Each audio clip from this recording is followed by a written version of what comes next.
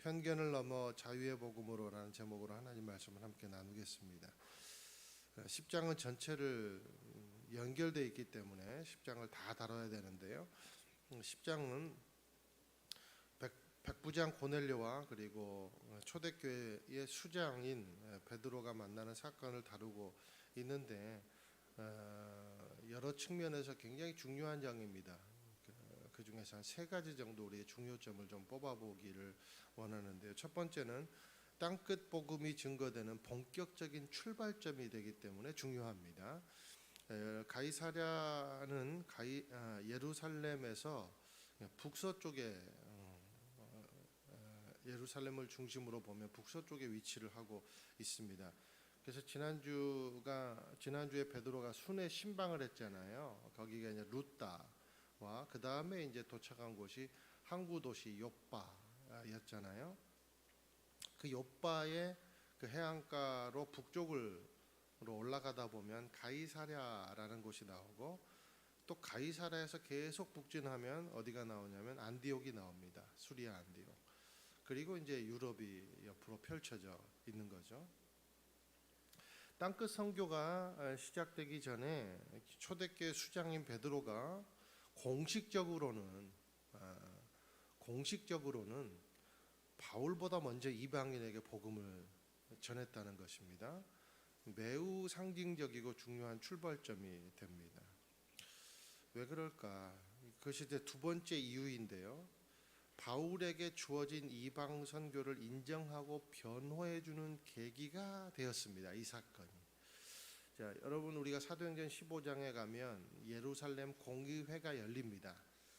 공의의 의제가 뭐냐면 이방인들에게도 할례를 행할 거냐 아니냐, 더 나아가서 이방인들에게 율법을 행할 것을 요구할 건가 말 건가, 이것을 가지고 공의회가 이제 바울이 제기해서 그 공의회가 이제 열리는데요. 이때 베드로가 바울의 주장이 옳음을 증명하는 데 있어서 썼던 간증이 바로 고넬료 가정에 성령이 임한 사건에 대한 간증이었습니다. 그러니까 바울의 이방 선교에 대한 것을 단단히 뒷받침하게 해주는 그런 계기가 오늘 이 고넬료와 베드로의 만남의 사건이 되었습니다. 세 번째 중요한 것은 베드로가 성령을 받고도 깨우치지 못한 편견을 깨뜨리는 중요한 사건이 되었다는 겁니다. 여러분, 성령을 받아도요, 편견이 그만큼 무섭다는 거예요. 그렇죠? 베드로가 갖고 있던 선민의식, 이것은요 모든 유대인이 갖고 있는 편견이기도 했습니다. 베드로가 안수하면 병이 낫는, 그리고 막 안수하면 성령이 임하는 그런 은사를 받은 베드로조차도 이런 편견을 깨뜨리지 못했다는 거죠. 그래서 이 편견은요 아주 철옹성 같은 편견이었습니다. 그런데 오늘 고넬료와의 만남의 과정을 통해서 이 편견의 거대한 철옹성이 완전히 사르르 무너져 내려버린 것이죠. 하나님은 베드로에게 환상을 주심으로 베드로가 갖고 있는 편견을 깨뜨리십니다. 하나님이 깨뜨려 주세요. 이것은 무슨 말인가? 선교의 이방 선교의 정당성을 사람이 확보하는 것이 아니라 누가 확보해요? 하나님이 확보하시더라. 그래서 우리가 이런 것을 두고 선교는 사람이 하는 것이 아니라 하나님이 하는 거다, 이렇게 얘기하는 거예요. 그래서 이제 미시오 데오라 그래가지고 하나님의 선교라는 말이 바로 여기서 나오는 거죠. 여러분들이 이제 48절까지를 원래 1절부터 읽어야 되는데 이제 우리가 24절부터 읽었는데요. 제가 본문을 한번 여러분에게 글로 보여드리도록 하겠습니다. 한번 보실까요? 1절부터 8절은 고넬료가 본 환상과 순종, 이게 이제 가이사랴에서 벌어진 일입니다. 두 번째 9절에서 23절까지는 베드로가 본 환상과 갈등을 통한 순종. 그러니까 이제 1절과 2절 차이가 뭡니까? 갈등이 있었고 없었다는 거죠. 오히려 고넬료가 갈등이 없었어요. 그런데 편견을 가진 베드로는 갈등이 있었습니다. 그러나 순종합니다. 욥바에서 벌어진 일입니다. 세 번째 24절부터 48절까지는 환상을 본 두 사람의 만남과 결과, 이게 이제 가이사랴에서 벌어진 일입니다. 1절에서 3절까지 우리 읽어보시겠습니다. 시작. 그는 이탈리아 부대라는 로마 군대의 백부장이었습니다. 고넬료와 그 집안 사람들은 모두 경건하고 하나님을 경외하는 사람들이었습니다. 고넬료는 가난한 사람들에게 아낌없이 나눠주었고 항상 하나님께 기도했습니다. 어느 날 오후 3시쯤 고넬료가 환상을 보았습니다. 하나님의 천사를 분명히 본 것입니다. 천사는 그에게 와서 고넬료야라고 부르는 것이었습니다. 자, 이제 가이사랴라는 도시가 첫 번째로 등장을 하고 있는데 욥바 위에 있는 도시라고 말씀드렸죠. 가이사랴는요 로마 군인의 주둔지였습니다. 로마 군인의 주둔지. 로마 군인이 신항구를 만들고 그리고 가이사랴 황제 이름이죠. 라고 그 주둔지를 삼았습니다. 그리고 이름을 그렇게 정했습니다. 근데 여기에 빌라도도 살았어요. 빌라도가 마치 이제 지금 우리 구한말로 보면 제물포, 그렇죠? 인천 거기 그 미스터 선샤인에 보면 그 뭐죠? 미군과 일본군이 그 제물포에서 물건을 들여오고 또 둘이 맞닥뜨리고 그리고 유진 초이가 막 그 보호해주고 막 그런 일이 벌어지고 그러잖아요. 오늘 가서 한 편 또 봐야 되겠네요. 너무 재밌어갖고 그런 곳이 바로 이게 그 제물포 뭐 이 정도에 해당이 된다고 볼 수가 있겠습니다. 가이사랴. 또 비유가 될지 모르겠습니다만 지금 시대에 뭐 여기 평택 팽성 쪽입니까? 거기 가면 미군 기지가 있죠.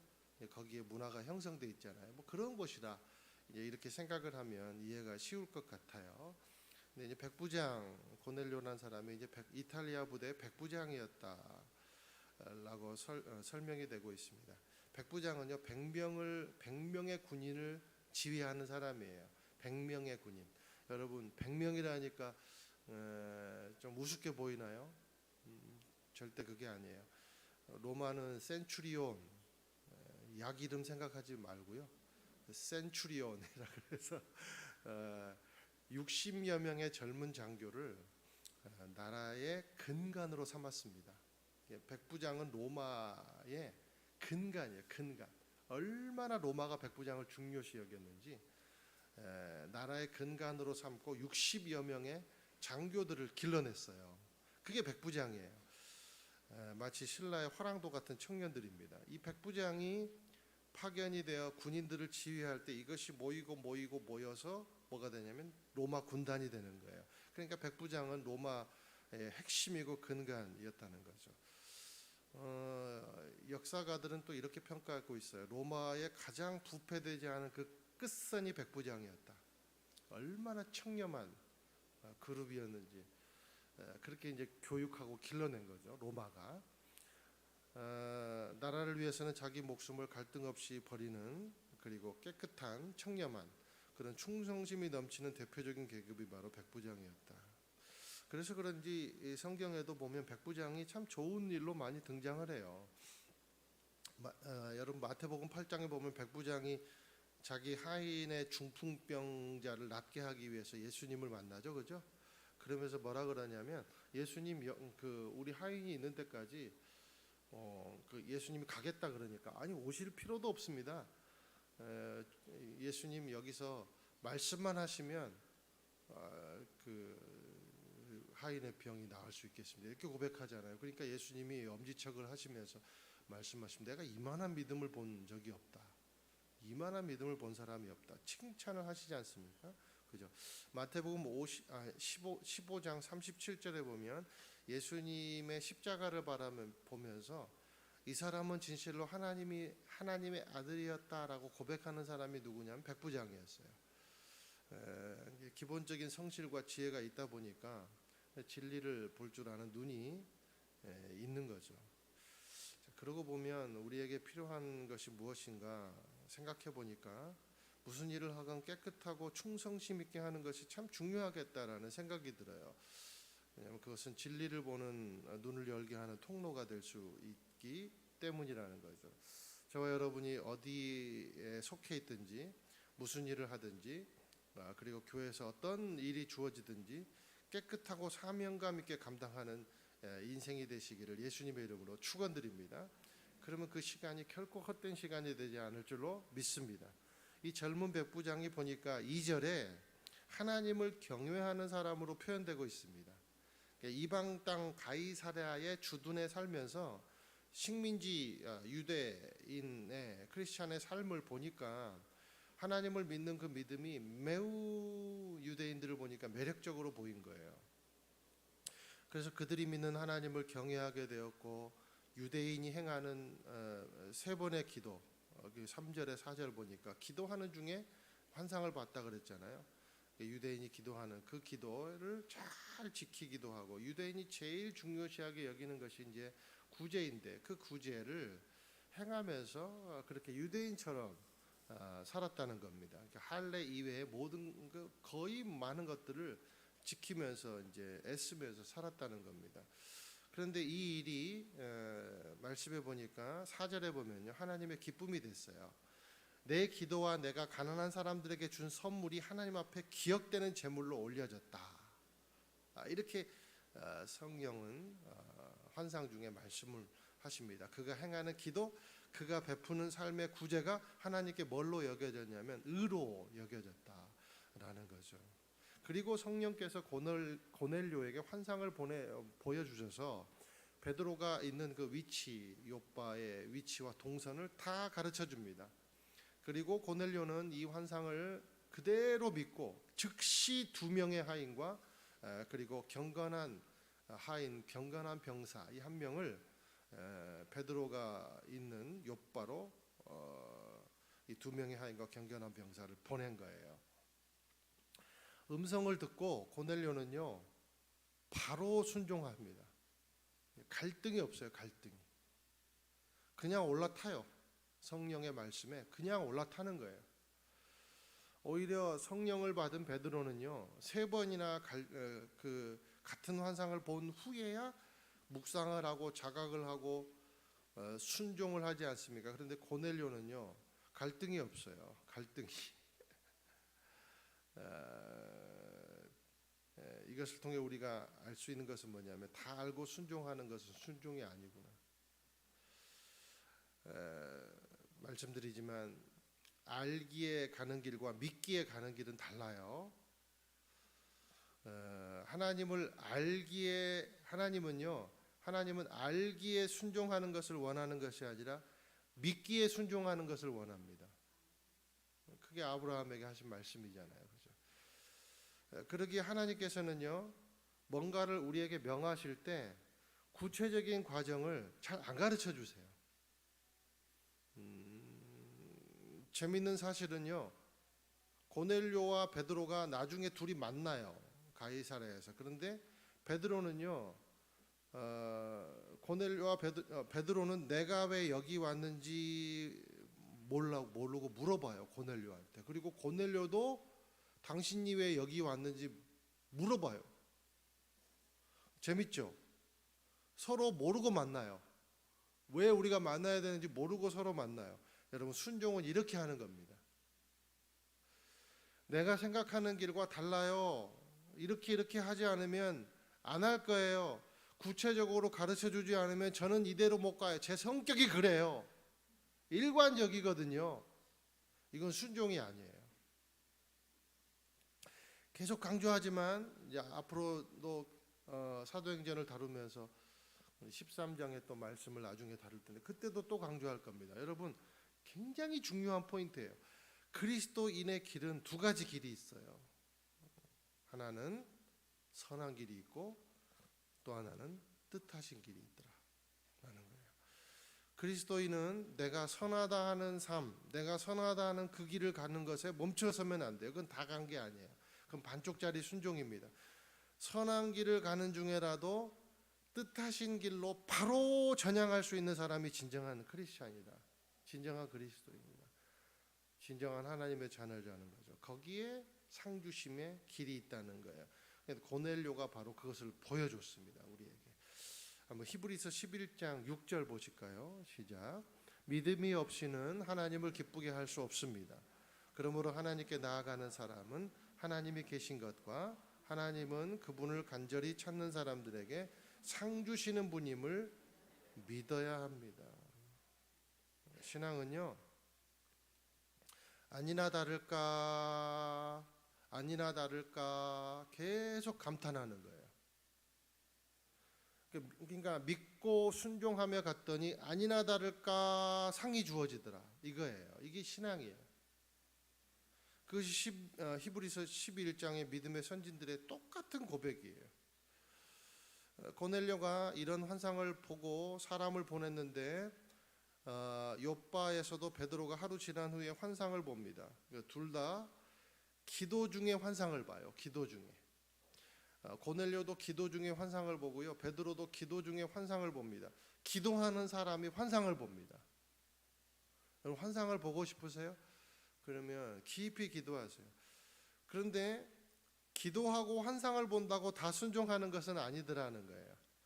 그러므로 기도하고 있고 내가 환상을 봤다고 엄청나게 내가 영성 깊은 사람이라고 착각하면 안 돼요. 진짜 영성 깊은 사람은요, 기도하고 듣고 들은 대로 순종하는 사람이 영성 깊은 사람인 줄로 믿습니다.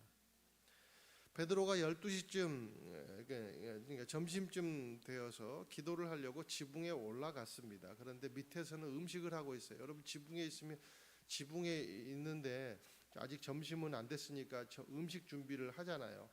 이게 이제 지붕에 방해가 안 되려고 지붕에 올라가서 기도를, 이제 유대인의 법칙대로 기도를 하면 냄새가 올라와요, 안 올라와요? 그러니까 이제 베드로가 원래 먹을 거 좋아하잖아요. 그래서 냄새는 올라오지, 배는 고프지, 기도는 해야 되겠지, 막 그런 생각을 하고 있는데 이제 이런 일이 벌어져요. 11절에서 16절까지 한번 쭉 읽어보시겠습니다. 시작.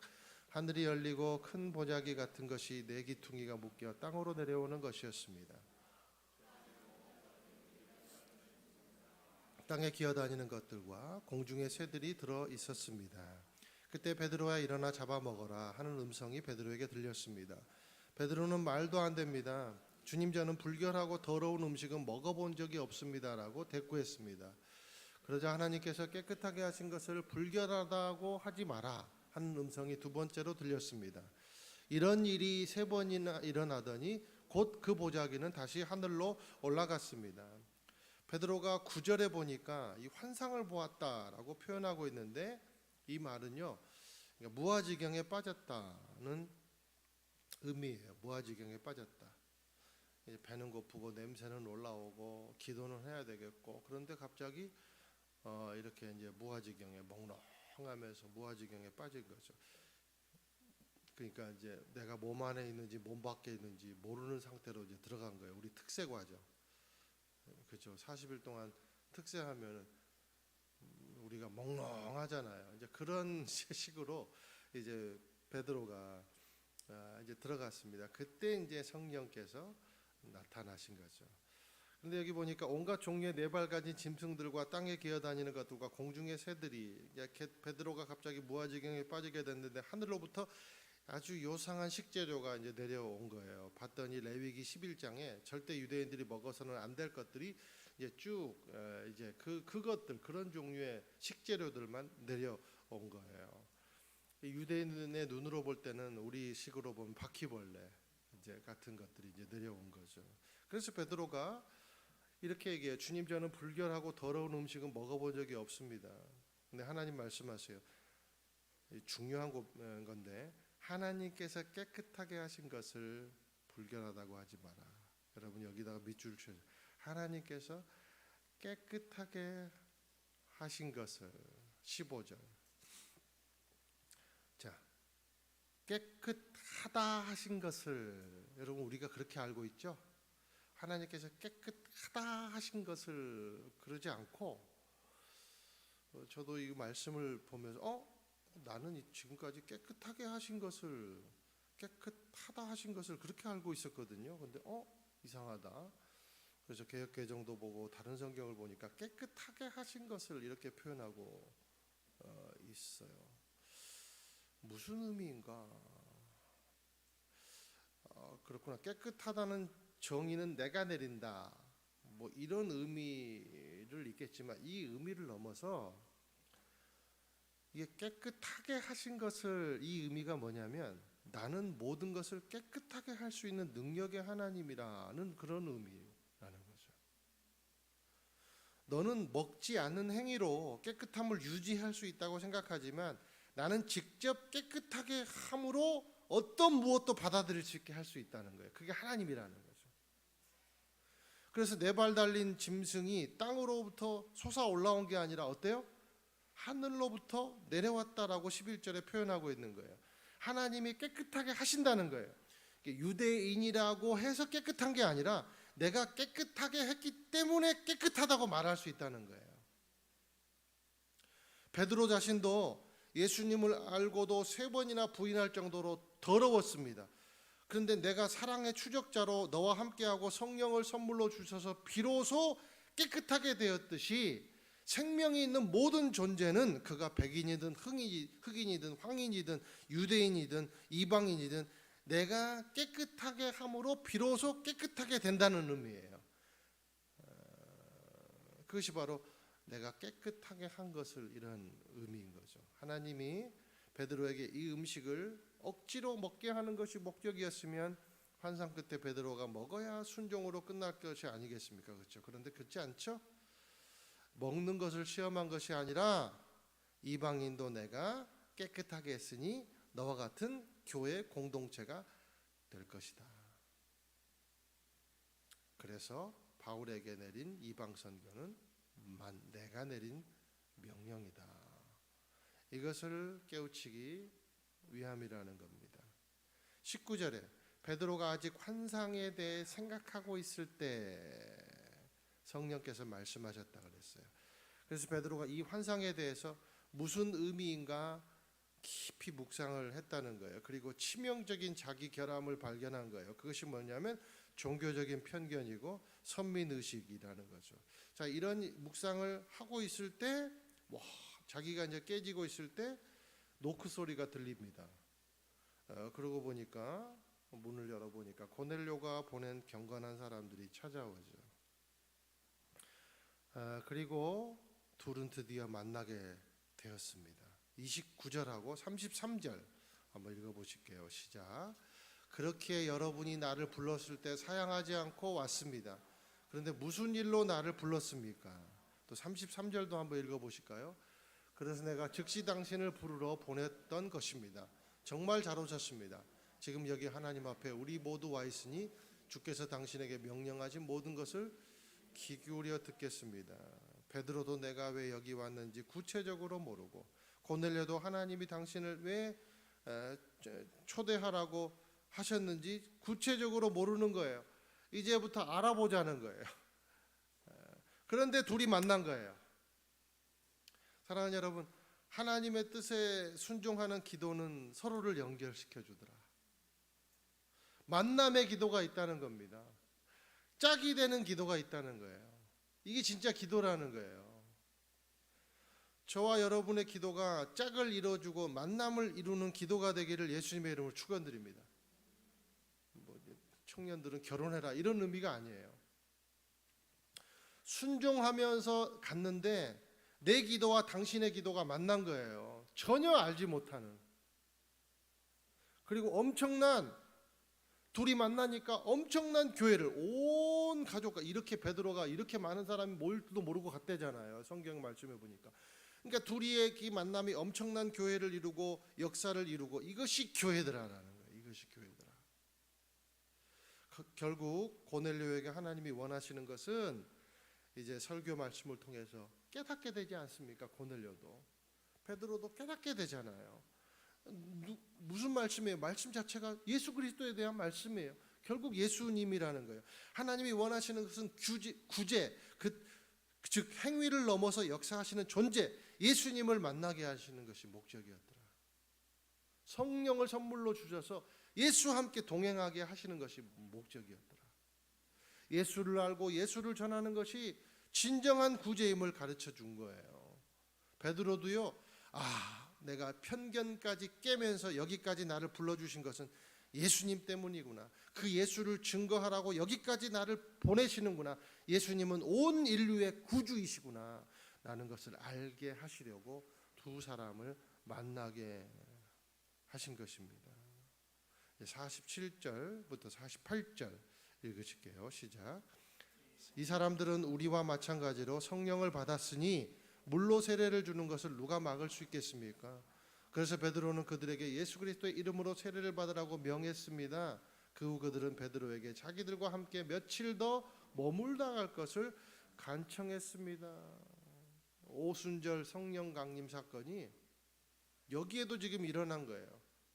이방인들이 모여 있는 자리에도 유대인들이 모여 있는 자리뿐만 아니라 이방인들이 모인 자리에도 베드로가 안수하지도 않았는데 성령이 임한 것을 보고 베드로가 깜짝 놀란 거예요.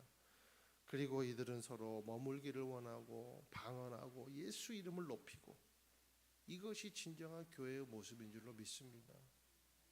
모두가 한 성령을 받고 주를 구주로 고백하는 귀한 공동체, 서로 머물러 함께 할수록 은혜가 되고, 여러분 우리가 서로 대화하면 은혜 됩니까? 서로 모여 있으면 어느 누구를 만나든지 여러분 우리 공동체가 은혜가 됩니까? 오늘 이 교회가 그런 교회로 섰다는 거예요.